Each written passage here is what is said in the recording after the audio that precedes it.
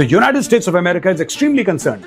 Why is India doing all of this? You can't have a country of 1.4 plus billion people running on solar energy. It's not possible at all. Various other foreign entities or foreign countries were trying to influence American elections. Canada has made the same point. Who's sending you dollars? Why is that entity or person sending you dollars? What are you using those dollars for? There is a lot of religious activity, conversion activity that is happening in India. This is for foreign currency or foreign money coming into India. But is that NGO actually spending that money for clean drinking water? And this is decades back. It was an open-ended thing. You got a license and you started whatever you wanted to start.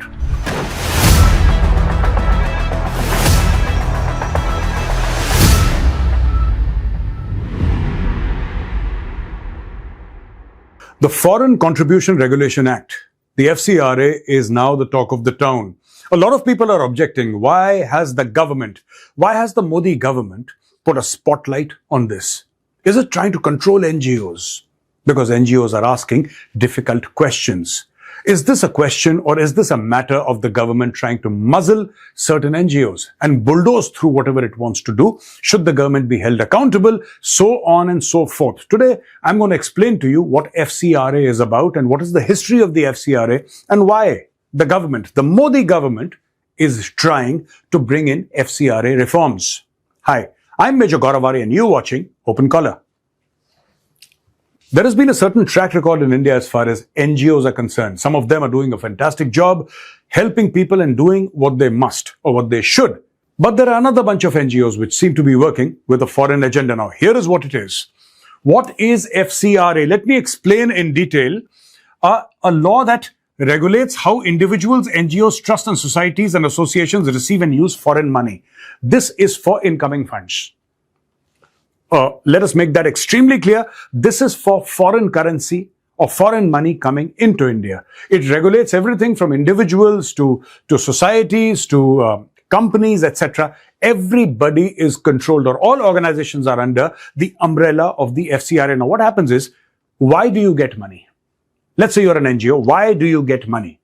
So what is the reason for you getting, let's say, $25,000 every month? And this is a hypothetical example. And what do you do with those $25,000 a month? What is your agenda? Let us say there is an NGO that says that we are getting this amount of money for clean drinking water in remote areas. Now, the aim in itself is laudable. But is that NGO actually spending that money for clean drinking water? Or is it an agent of a foreign country siphoning off those funds and funding something else? We know such things have come into light or the limelight in the past where NGOs received funds and they landed up in Kashmir. It's happened a lot of times, not just Kashmir, rest of India, so many states, to fund quote-unquote subversive activities. Now, here is what it is. What is changing in FCRA? So currently the FCRA is this: individuals, NGOs, trusts and societies and associations receive and use foreign money. And the Foreign Contribution Amendment Bill proposes a tighter oversight over NGOs whose FCRA registration expires, is cancelled or ceases. When FCRA started, and this is decades back, it was an open-ended thing. You got a license and you started whatever you wanted to start. But then, over a period of time, various governments belonging to various parties said, no, this is simply too big a loophole. What the government is trying to do in 2026 is fine-tune what is already in place and has been in place for decades. So, for example, before, if an NGO's FCRA license expired or was cancelled, the Act did not clearly specify what would happen to assets which were created. So, earlier, the rule was that when the license of an NGO expired, what would happen to the assets? Today, it's very, very clear. A designated authority will take custody. A designated authority will take custody. Number two, NGOs largely retained possession of such assets. Now, authorities can manage, transfer or dispose of those assets according to the law. This is another thing. Number three, registration mainly focused on permission to receive foreign funds. So earlier, FCRA approval once given was permission to receive foreign funds. Can I receive foreign funds? Yes, you can. Therefore, go ahead and receive foreign funds. But now registration is linked more specifically to approved purposes and approved states, union territories. What is your purpose? Why do you want foreign funds? Who's sending you dollars? Why is that entity or person sending you dollars? What are you using those dollars for? And lastly, religious activities. They were broadly interpreted. Now, there is a lot of religious activity, conversion activity that is happening in India. And this leads to massive social unrest. So the government now says that conversion is one activity for which you cannot use these funds. It's not okay to convert using outside funds.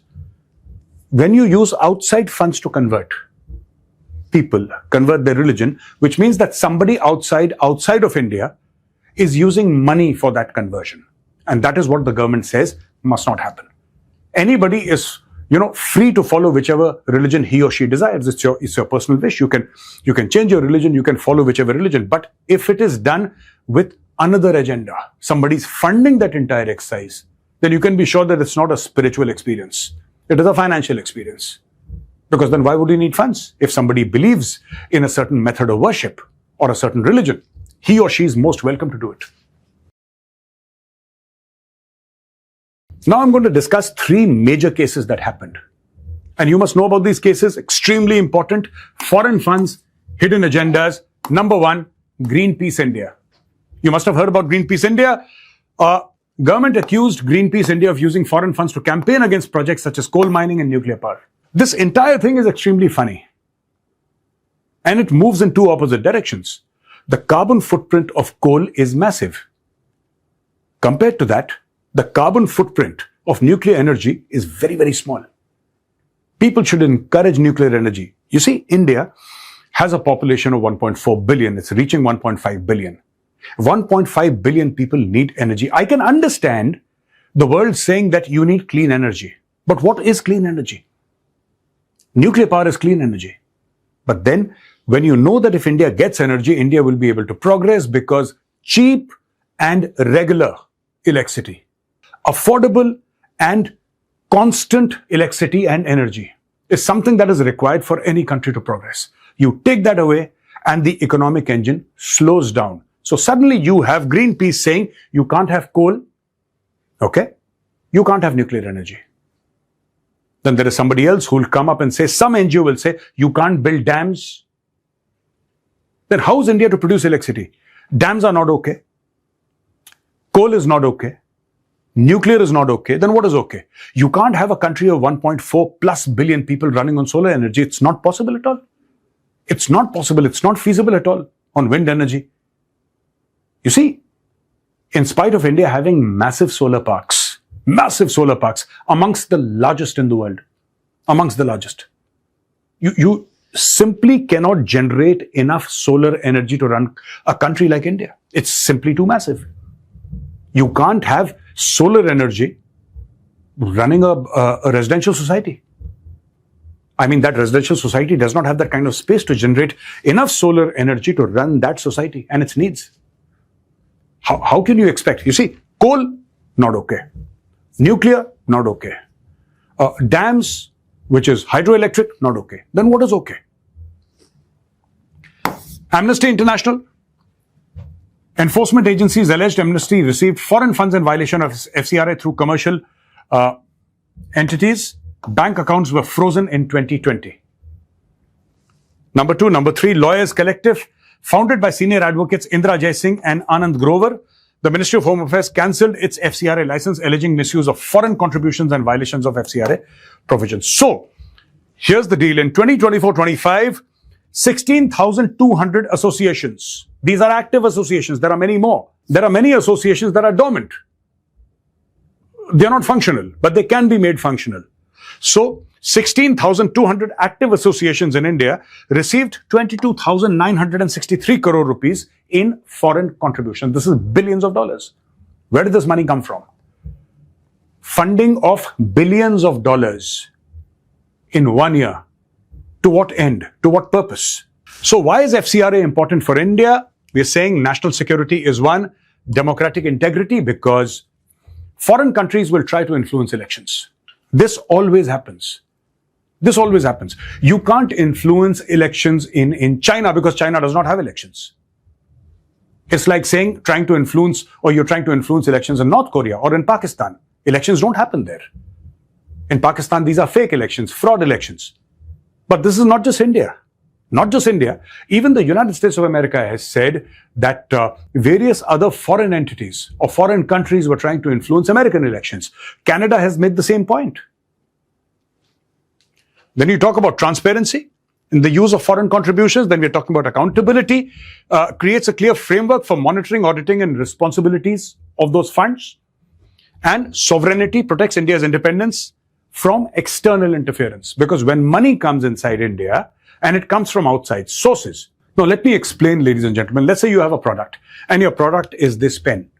I'm buying this pen from the United States of America, and this pen costs me $10. I buy this pen, right? So I send this pen abroad, and somebody from the US sends me $10. I have the sale of this pen to justify those $10. But let us say I do not have a product. I'm running an NGO. I want to do something in India.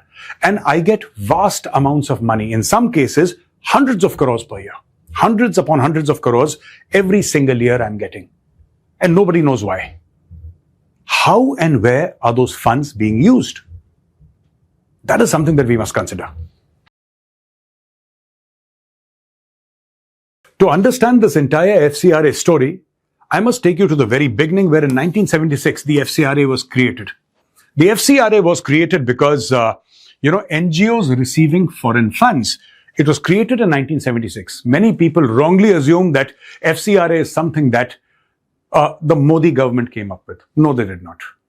The FCRA was started in 76. In 1984, it is in 1984 that they made the first amendment, and they said we need more oversight.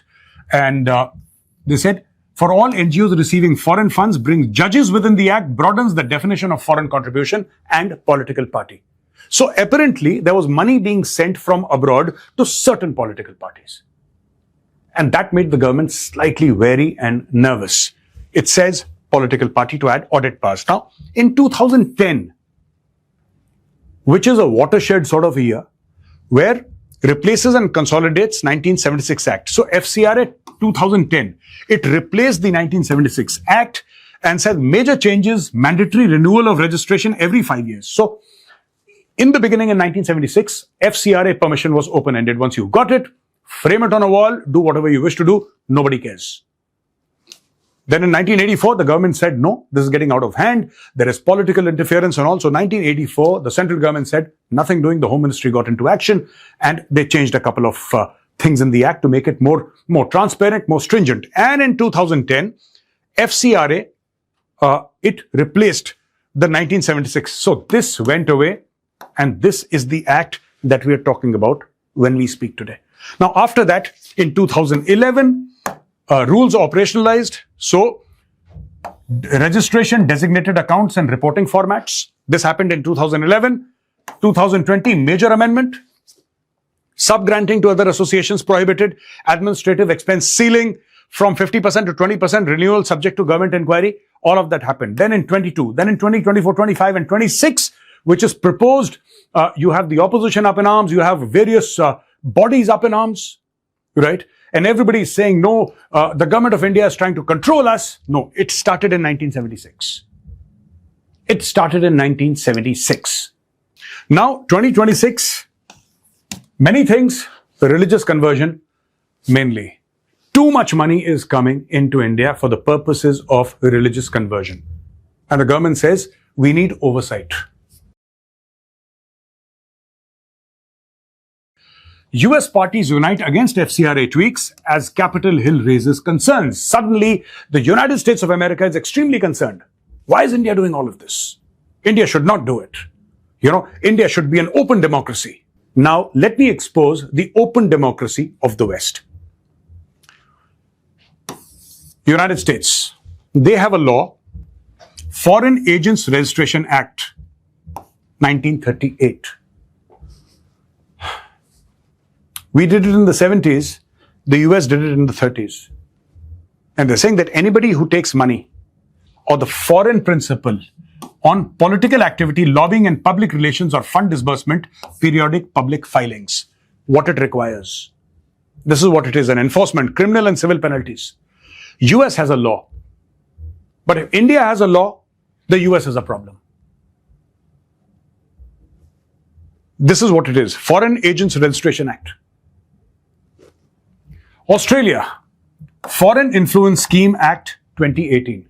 We're just calling it FCRA because we want to see where the money is going. Foreign countries are more direct. Registration of activities or arrangements undertaken on behalf of a foreign principal for political or governmental influence, lifetime registration duty for former senior ministers. United Kingdom, Foreign Influence Scheme, National Security Act. Canada, Foreign Influence, Transparency and Accountability Act 2024. European Union, Proposed Directive on Transparency of Interest Representation on Benefit of the Countries. On behalf of third countries. So when India tries to tweak the FCRA, everybody's up in arms. All of these countries have their own laws in dealing with foreign influence. But when India says anything, these countries have a problem, especially the United States of America. So I just thought I'll make this short video on the FCRA so all of us understand what this is really about. When did it start? And what's happening right now? Thank you for watching this very important video. Jai Hind.